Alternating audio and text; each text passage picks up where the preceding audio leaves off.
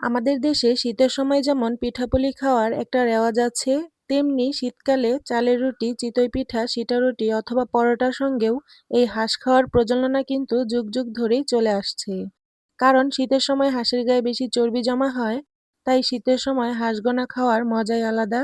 আসসালামু আলাইকুম everyone, welcome back to my Roshni kitchen and blog. আজ আমি রান্না করে দেখাবো ভীষণ মজাদার একটি হাঁস রান্নার রেসিপি। তো চলুন কথা না বাড়িয়ে রেসিপিটি দেখে নেওয়া যাক। আমি ফার্স্টে একটি প্যানে দিয়ে দিলাম পরিমাণ মতো রান্নার রেগুলার তেল।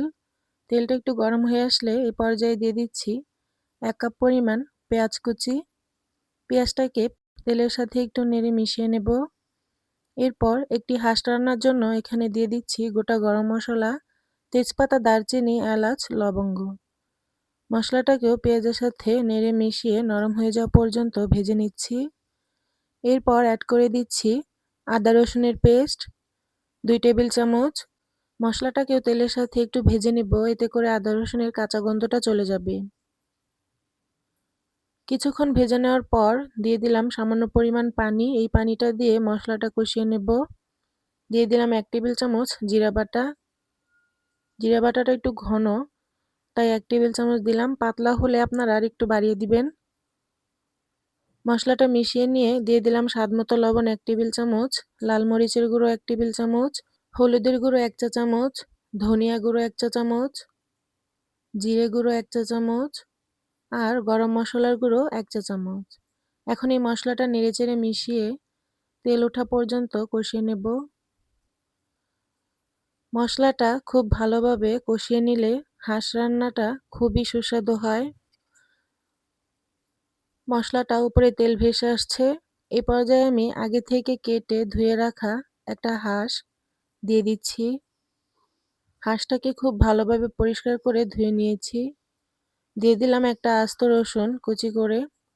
এখন মশলার সাথে নেড়েচেড়ে মাংসটাকে মিশিয়ে নেব ভালোভাবে। এরপর ঢাকনা দিয়ে ঢেকে চুলার আঁচটা বাড়িয়ে রেখে দেব কিছুক্ষণ। ঢাকনাটা তুলে নিলাম।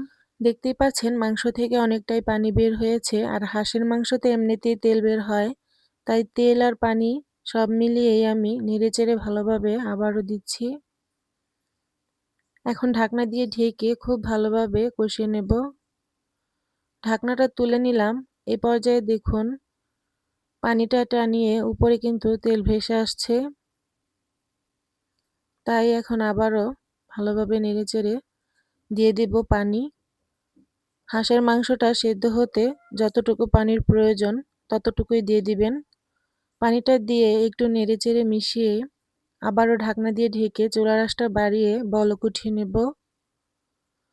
বলক চলে আসছে, এখন আরেকটু নেড়েচেড়ে দিব। এরপর আবারও ঢাকনা দিয়ে ঢেকে দিব। পানিটাকে টানিয়ে রান্নাটি করে নেব।